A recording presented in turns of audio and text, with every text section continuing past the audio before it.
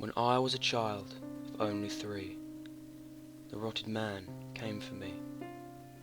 Late one night, from my open door, he slowly crept across the floor. He took me by the hand and said, "I'll save you from this life of dread." We left the house in the early morn, and took his carriage of blackened thorn. We rode for hours through thick dense fog, to a darkened, unlit, swamp-filled bog, where topless trees with hanging moss were shields from the unseen winter frost. The thick wet heat from the dense cool air crept up your back and through your hair. He took me to his house of bones, on a path laid with cobblestones. Upon his door hung a head of a child with hair a fiery red. His halls were bathed in blood-red tile, the walls were stacks of flesh in piles.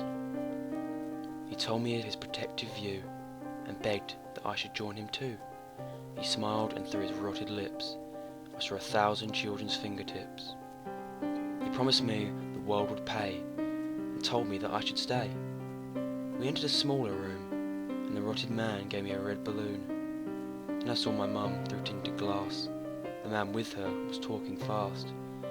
Tears were pouring from her eyes. The man held her while she cried. Then the rotted man did the strangest thing. He sat down with me and began to sing a soft, nice tune that filled my head with puppy dogs and fresh baked bread.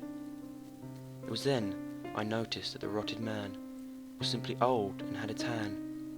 Then my mum burst in the room, the feel of warmth, her sweet perfume. She hugged me tight and swore to me, from here on out Dad would leave us be.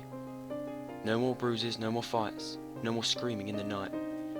The rotted man had saved our lives by taking those who beat their wives and children that cry when they're dropped and beaten senseless until they stop.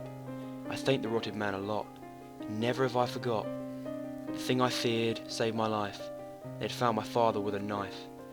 There are real horrors on this earth, some are subjected to them from birth. We were saved by a man made of rock.